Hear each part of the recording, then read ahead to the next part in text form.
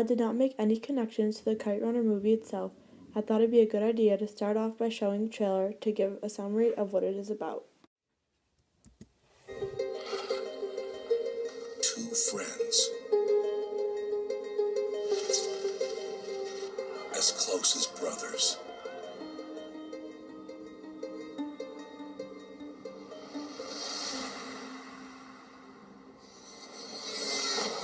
Until war forced them continents apart.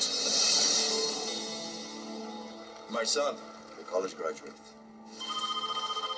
You should come home. Forgive me for what I have to tell you. Hassan is dead. The week before he died, He sent you a letter. Now to rescue his friend's son, what happened to the boy? The Taliban took him. he must journey to a land he no longer knows. We need to go back to Kabul. So what brings you back to Afghanistan? I'm going to find a boy. His father meant a lot to me. One of the most beloved stories of our time Now there is a way to be good again. becomes one of the most anticipated films of the year. You know what they will do to you if they see you're clean shaven. From the director of Finding Neverland and Monsters Ball, I dream that my son will grow up to be a good person. A free person. I dream that someday you will return to revisit the land of our childhood. I dream that flowers will bloom in the streets again. And kites will fly in the skies.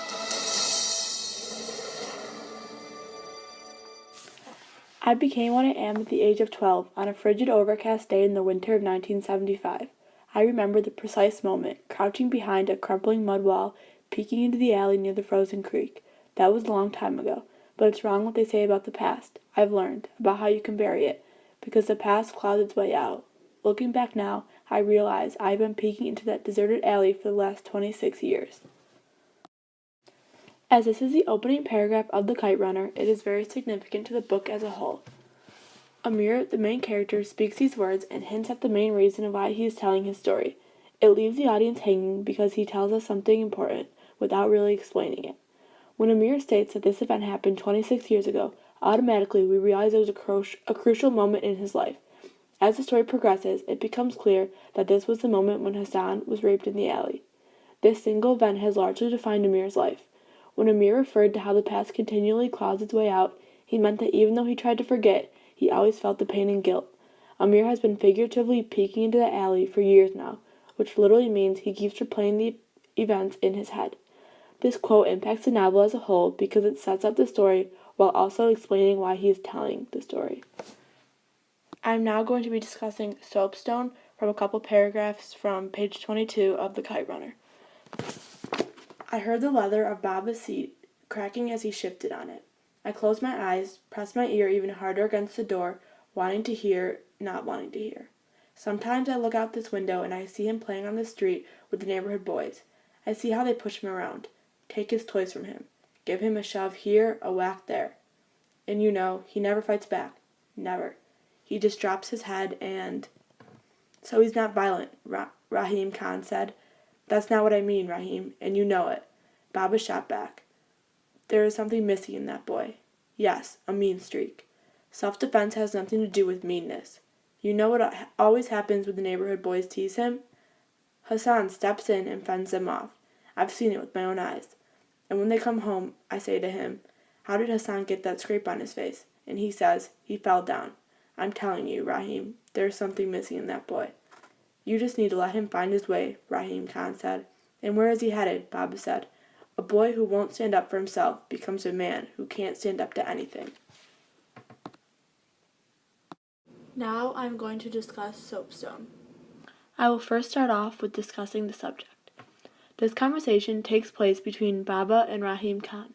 With these words, Baba sums up one of Amir's major character flaws, his cowardice. And Baba shows how much value he places in standing up for what is right. Baba is reluctant to praise Amir, largely because he feels Amir lacks the courage to even stand up for himself, leaving Amir constantly craving Baba's approval. Next is occasion. Amir is thinking back to a day him and his father spent together. They went to a buzkashi tournament. This is a tournament where a horseman has to catch a goat or a cattle carcass, carry the carcass with him around the stadium while riding the horse, and then drop it into a circle while a team of other men chase him and do everything in their power to take it from the rider. While they were there, one of the men chasing the rider fell off his horse and was trampled and killed. Immediately, Amir started crying, and did so the whole way home. Later that night was when Amir heard Baba conversing with Rahim. The Kite Runner does not target one audience or age group because it talks about many different aspects of life. It talks about race, sex, and emotions.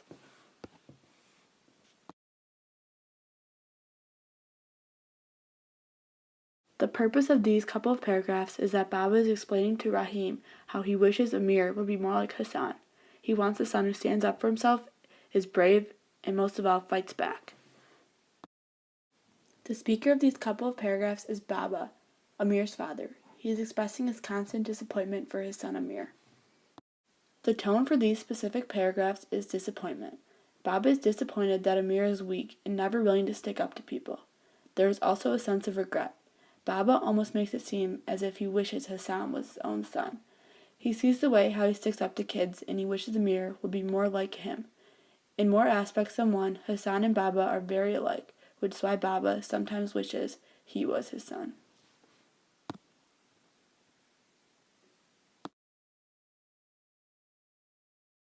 Now that we are done with soapstone, we will move on to symbolism.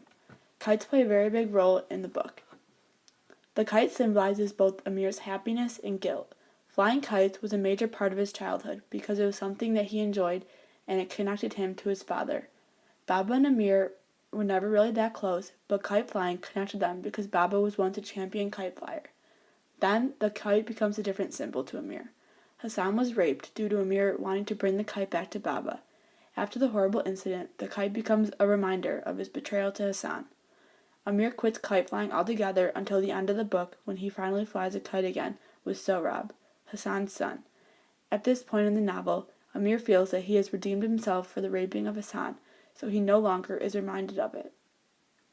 Once again, the kite symbolizes something else, which is now the reminder of his childhood. It is also a way for him and Sohrab to connect. This relationship has parallels with Amir and Baba's. Because kites are so important and symbolic to the story, that is most likely why the word kite is used in the title. I chose to critique the novel using a historical perspective. The Kite Runner is a book with strong elements of history. The setting plays a significant role in the plot, as well as the social, cultural, and historic background directly affecting the characters' lives and the events in the book. Some of the historical events that affect the book were the Russian invasion of Afghanistan and the Taliban takeover. Because of the Russian invasion, Baba and Amir are forced to escape to Pakistan. Then, in Pakistan, life is too hard for them and they are then forced to move to the United States of America. In Hassan's case, he always feared the Taliban and then is later killed by them. Then, when Amir returned to Kabul, the state of the city showed how the Taliban affected it. The orphanage where Sohrab lived showed how destroyed and poor the city had become. Also, Asaf's public stoning of people for the act of adultery shows how much control the Taliban had over the city. Near the end of the book, there are brief references to the attacks on the World Trade Center in New York City on September 11, 2001. It is also mentioned that there is a change in the American people and their relations with Afghanistan. These references show the experience that the Afghan Americans lived post 9/11. Because the book is written in first-person limited perspective, Amir tells the story from one side. As the audience, we cannot rely solely on his stories because the events are filtered through his memories, but we do know for a fact that all of these events occurred.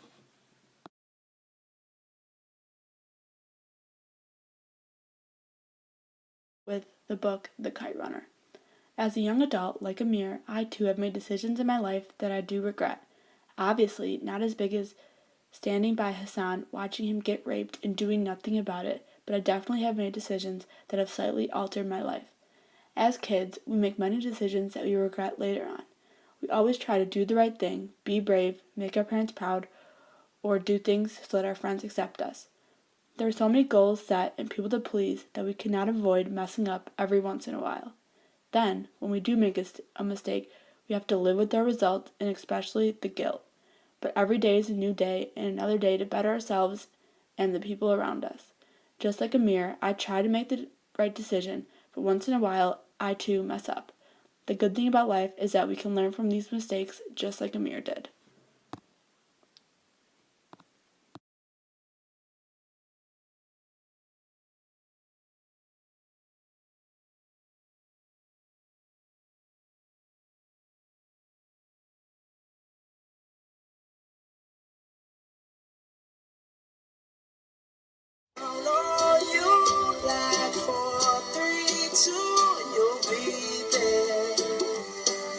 That's what friends are supposed to do, oh yeah.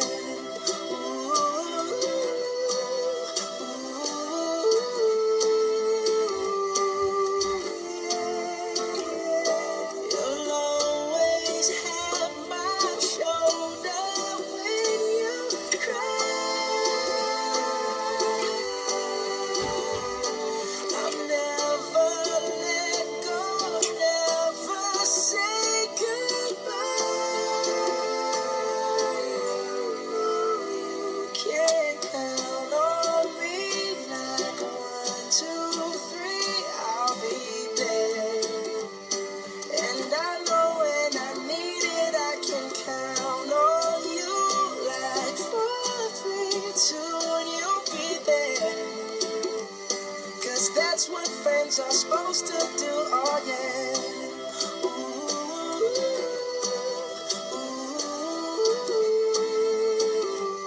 you can count on me 'cause I can count on you.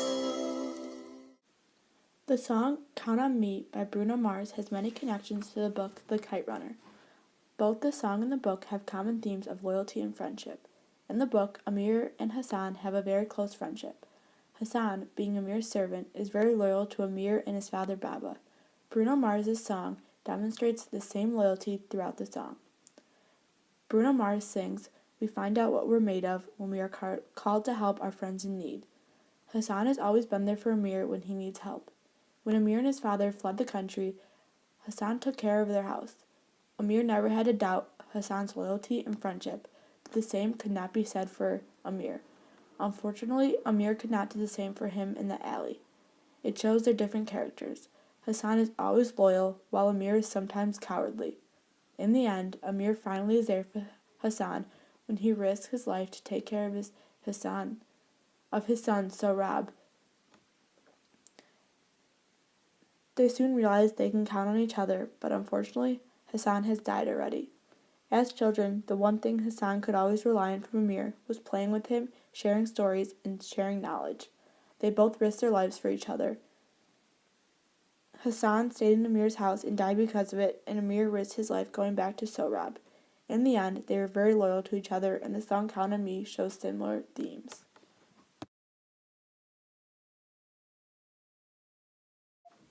I was so proud of Baba, of us. We'd had a fleeting good moment. It wasn't often Baba talked to me, let alone on his lap, and I'd been a fool to waste it.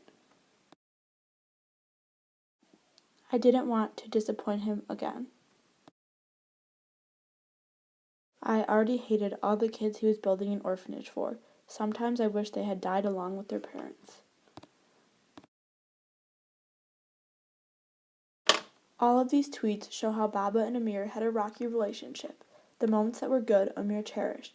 Whenever he had small conversation with Baba or a day out with him, he always tried his best to please him. He tried to say the right things and act just like Baba. He never wanted to disappoint him. The tweets also touch on Amir's jealousy. He was always envious of Baba's relationship with other people. He thought that their relationships were better than his and Baba's, especially of Hassan and Baba's. Because Amir was so different from Baba, they never got along too great, making them estranged to one another.